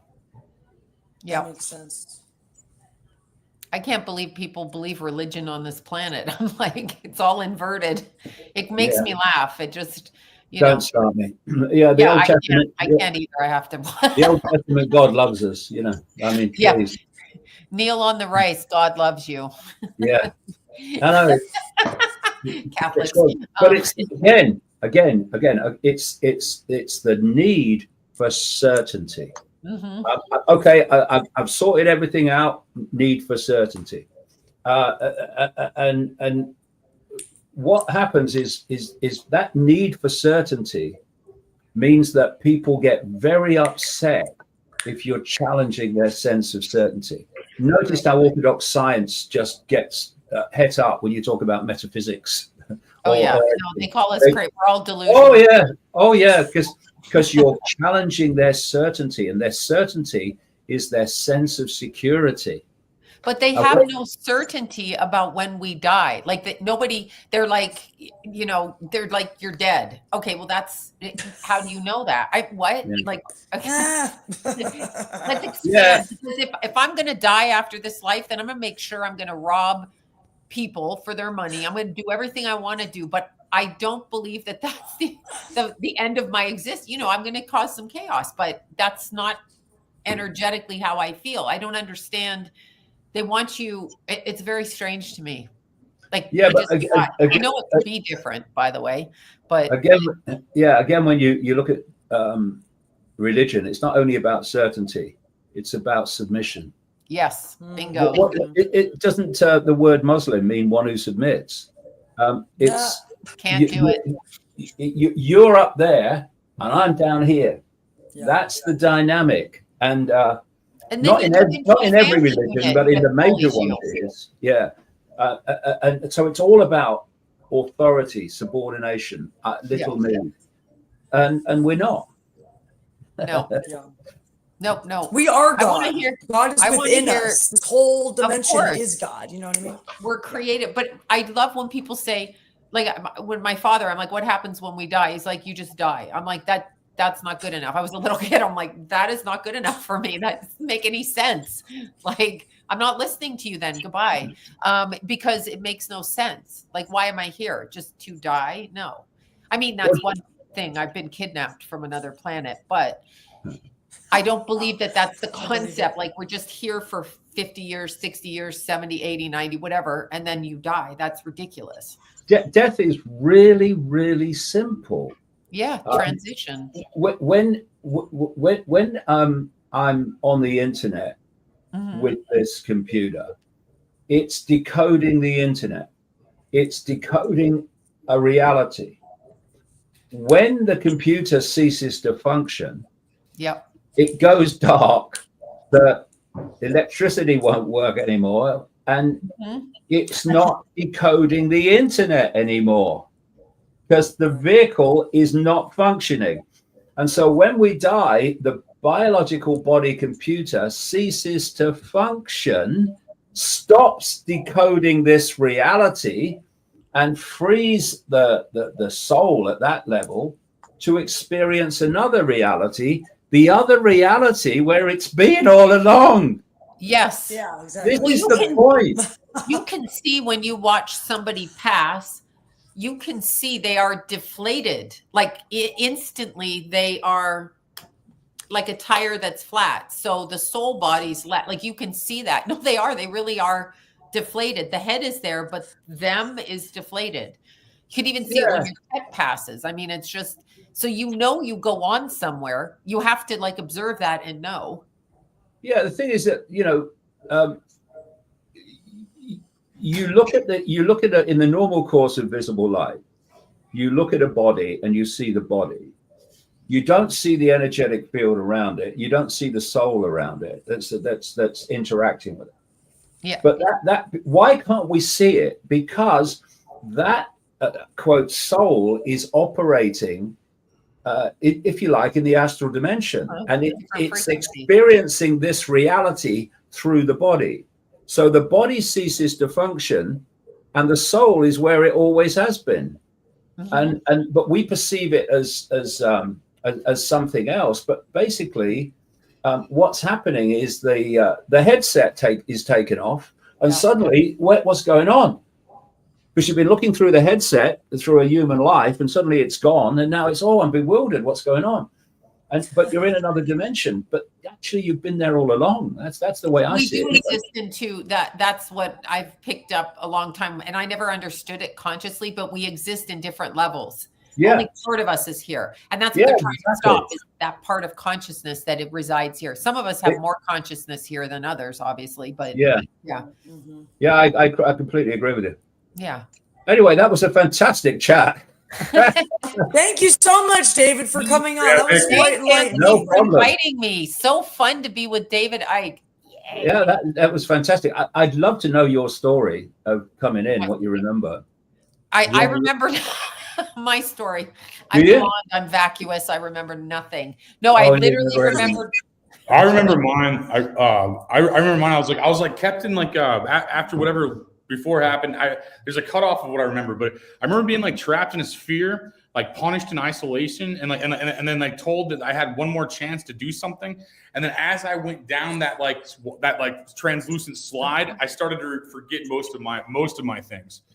But I remember like picking my avatar out of like 4 or 5 choices, like a video game almost, like picking which life I was to live. I remember coming down that translucent slide. I remember being punished forever because of something. I don't remember what. You know what you did. I don't actually. No, it was like, and I remember coming to this world and like being like whitewashed as I came down this translucent slide, basically. That's what I remember offhand. See, I don't remember a thing, not one thing. Do you, Nikki? No. Do you, David? Remember? No, I don't. But I I tell don't. you what, I mean, I remember past lives, but I don't remember the transition. yeah, the story you've just told, the story you've just told, I have heard so many times. And I tell you, one of the interesting things is we think of the astral as a kind of a spiritual realm. Okay, I think it depends what level you're at, but there's also technology. What we call technology is in the astral. It's obviously it's at a different vibration, but it's technology, and it's amazing how many people that kind of remember that immediately before incarnation experience, who talk about technology. There was one guy I quote in the books who was saying that there was a simulator to simulate the density that he would experience, because it would be very, very hard to cope with it.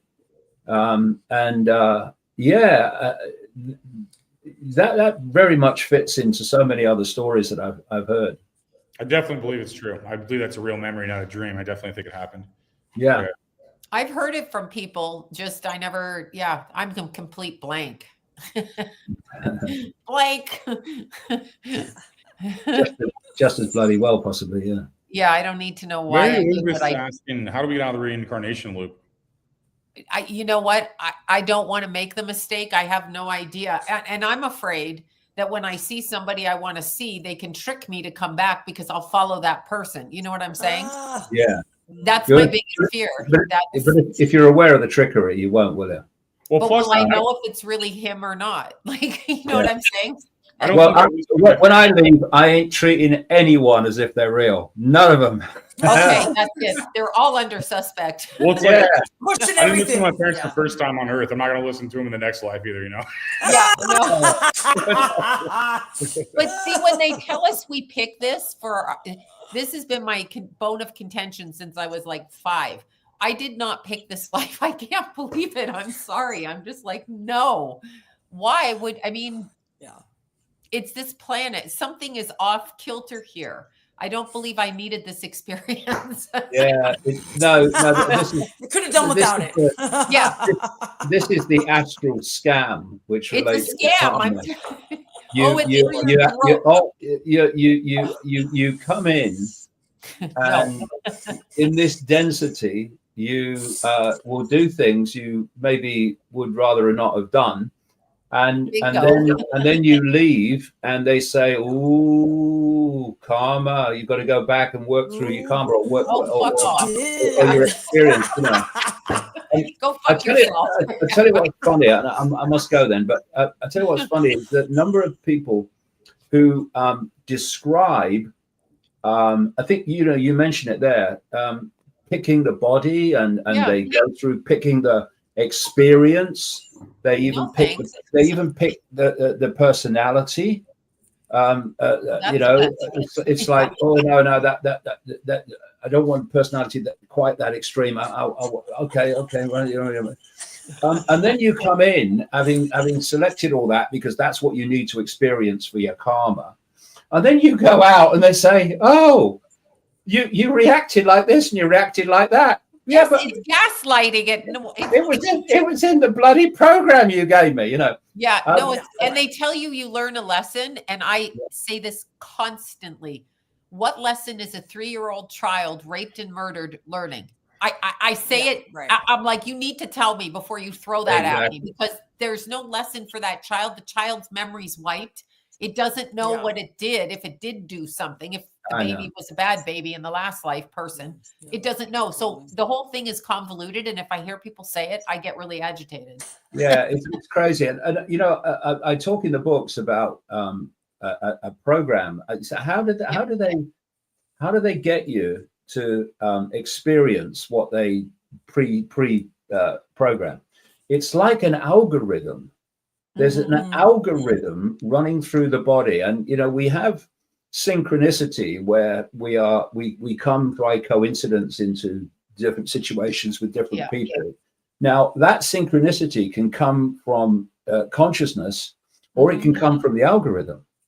It can come from the algorithm. So the algorithm says you meet this person at this point, and the algorithm makes it happen because it's a simulation. Bloody algorithm. All these things become possible. You know, I tell you just very quickly. I really must go then.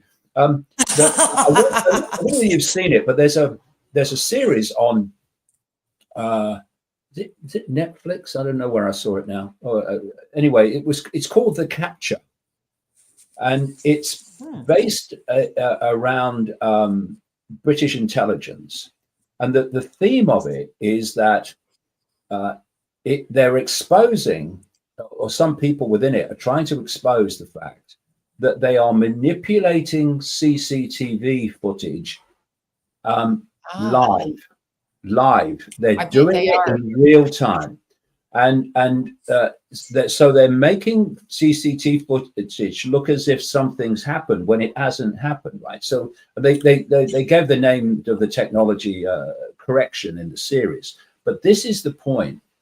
In one or two of the programs, there was this politician, and he was having ups and downs, and he was, it's like he was all this scandal, this was going to end his career, and then suddenly he turned it around, and everything, was fine and what have you.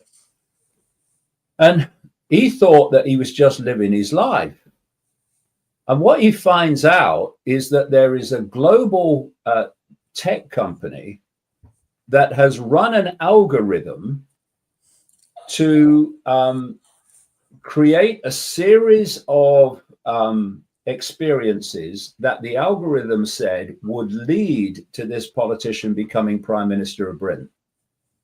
And of course, the guy, when he found this out, said the obvious, well, why all these scandals and all these upsets and all these things? No. It doesn't mean it's plain sailing. It means that's what needed to happen to get you to Prime Minister. And there's so many things that are in everyday life that actually are being run by algorithms. And so, like the Investment Bureau, the movie The Investment Bureau, Matt Damon, where they move into politics like that. The Investment Bureau,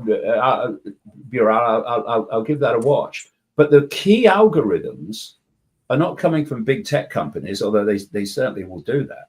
They're coming from this simulation astral interaction, and there's algorithms running through the body. Now, this is my view anyway, if you do not tap into consciousness beyond the body, the simulation, then the algorithms running your life, it will dictate your reactions, but you'll think they're yours. They'll dictate everything. But if you can tap into this consciousness beyond it, then that can override the algorithms, and suddenly you're dictating your own life. You're not having it dictated for you, because the algorithms are just an encoded mechanism. They have nothing in terms of power on consciousness. Consciousness can override everything. Yeah. Right. Well, thank you so much, David. We really appreciate you coming on. This was awesome. Thank you again. Okay, and thank you, Sloan. Thank you for coming on. You're awesome. See you later. It's been really great talking to you. Nice really to good. See you, Nikki, Anthony. Thank you for having me. Okay. Likewise. What was the name of that film again? The Investment Bureau. Oh, with Matt Damon. I'll give that a watch. It talks about the Akashic records and like the timeline switching by the Men in Black. Yeah, well, there we go. That's based on reality. Yeah, and he's a politician that they're trying to maneuver, but he falls in love. So he wants to do the love thing, but they don't like that. So all right, no, that's a no. They don't get the loose from that, do they? No. No. No. See you later. Bye. Thank you, guys. Have a good rest of your day. Good to see you. I missed you last time. Likewise. Bye. Thanks, Anthony. Bye. Oh, okay. Turn the camera off. Let's see if we can get. All right, I appreciate you all watching. What a great episode. Feel free to watch it from the beginning again and just keep watching on loop, you know. Well, I appreciate you spending your, what is this, Tuesday, watching this. It's kind of usually we're live at 8:30. That show will not be live tonight. We did a 12 o'clock one, so David could be here from the UK. I appreciate you all for watching, and watch next week. You're watching the Anthony Rogers You Show. have to do that again. One more time. She's drugged. All right, go one more time. Okay. 1, 2, 3. You're watching the Anthony Rogers Show. Can you say it in a super deep voice, too? Oh, No. no. We could, but that's gonna be $500. $500? You're not gonna. We don't want that to live You're not gonna online. get that footage. That's gonna go viral. That'll go viral. That's gonna go Put that on viral. my Instagram. Hey, thanks for watching this video, and I want to say without companies like Luxurious Bastard Beard Oil, this video wouldn't be possible to make. So you can go and the links in the description. Luxurious Bastard, promo code Legendary, and get some beard oil. Great smells, great function, great look, great shine. You know, do that and support the sponsors so we can continue to make videos like this for you. Thank you. You're listening to the best of the Anthony Rogers Show because, you know, let's face it, who can't get enough of Buck Cherry and, oh, yeah, porn stars, yeah. I'm Savannah Storm, and you are watching the Anthony Rogers Show. Hey, it's Hot Wife Shady Rose, and you're watching the Anthony Rogers Show. My name is Alex Sulkin, writer of Ted and Family Guy, and you're listening to the Anthony Rogers Show. Lucky you. Hey everybody, my name is Frankie MacDonald. You're listening to Anthony Rogers Show. I want to make a transport league. Only trans can compete. Because they're basically superior, right? They're like better women. It's like you got rid of all the bad parts of women, like them being like dumb and annoying and talking too much. And then you just have like it like looks like a woman, but it like, I don't know, probably smokes weed and cigarettes and shit, you know? Cusses a little bit, you know?